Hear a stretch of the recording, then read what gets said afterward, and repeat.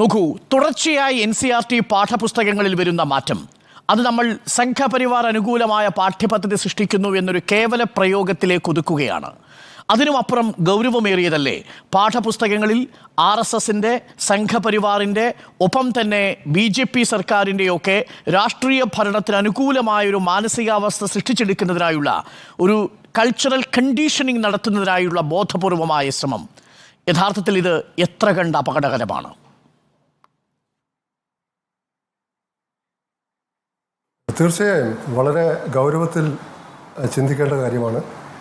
കേന്ദ്ര സർക്കാർ ഇപ്പോൾ BJPക്ക് 240 സീറ്റുണ്ട്, കേവല ഭൂരിപക്ഷമില്ലാഞ്ഞിട്ട് പോലും RSSൻ്റെ വർഗീയ സംഘപരിവാരത്തിൻ്റെ വർഗീയ അജണ്ട അഭംഗുരം പിന്തുടരുന്നു, ഉത്തരോത്തരം പിന്തുടരുന്നു എന്നതിൻ്റെ തെളിവാണ്.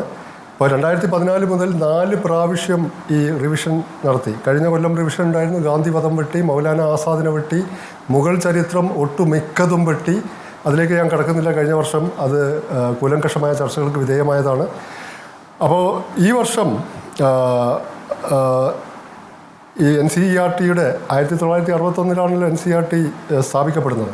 അതിൻ്റെ ഇപ്പോഴത്തെ ചെയർമാനായ ദിനേശ് പ്രസാദ് സക്ലാനി അദ്ദേഹം പറഞ്ഞത് ബാബരി മസ്ജിദ് തകർത്തത് അത് വെട്ടിമാറ്റി, ഗുജറാത്ത് വംശഹത്യ വെട്ടിമാറ്റി, അതുപോലെ മറ്റ് പലതും വെട്ടിമാറ്റിയിട്ടുണ്ട്.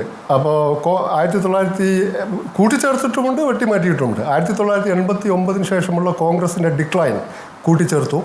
വോട്ട് ബാങ്ക് പൊളിറ്റിക്സ് എന്ന ഒരു അധ്യായത്തിലെ ഉപശീർഷകം കുറച്ച് മാറ്റി എഴുതി. അതിൻ്റെ കൂടെ മറ്റൊരു ഉപശീർഷകം ചേർത്തു, മൈനോറിറ്റി അപ്പീസ്മെൻറ്റ്, ന്യൂനപക്ഷ പ്രീണനം എന്നുള്ളത്. മണിപ്പൂർ 1947-8 കാലഘട്ടത്തിൽ ഇന്ത്യയോട് മേജ് ചെയ്തത്, ചേർന്നതിനെ പറ്റിയുള്ള ആദ്യ പാഠഭാഗം മാറ്റി വേറെ രീതിയിൽ അവർ ഇതാക്കി.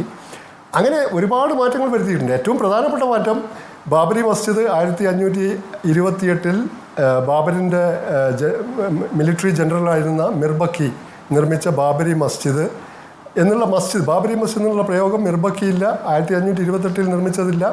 നേരത്തെ ശ്രീ അരുൺ സൂചിപ്പിച്ചതുപോലെ തന്നെ ശ്രീരാമൻ്റെ ജന്മസ്ഥാനത്ത് ഉണ്ടായിരുന്ന 3 താഴികക്കുടങ്ങളുള്ള ഒരു നിർമ്മിതി ആണ് തകർക്കപ്പെട്ടത്.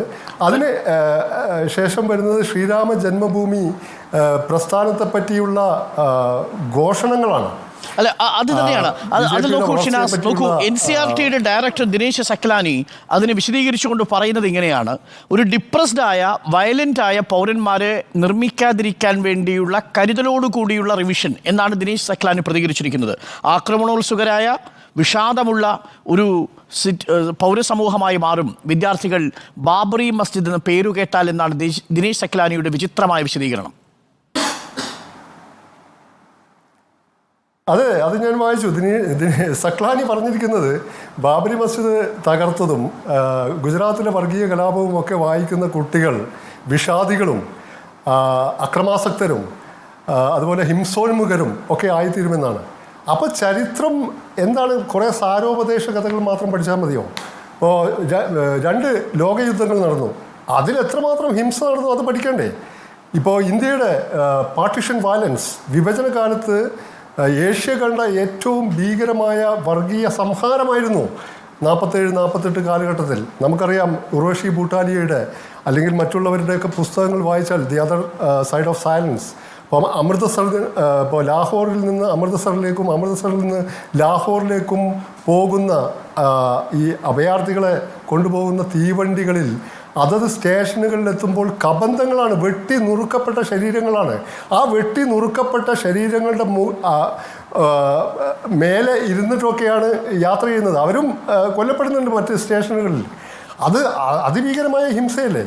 അപ്പോൾ അതൊക്കെ നമ്മൾ പഠിപ്പിക്കുന്നില്ലേ?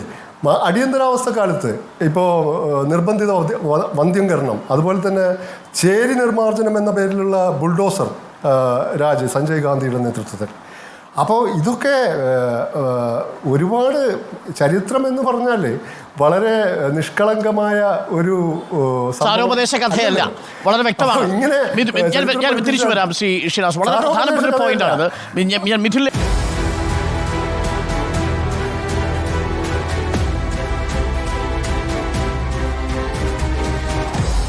Debate with Arun Kumar.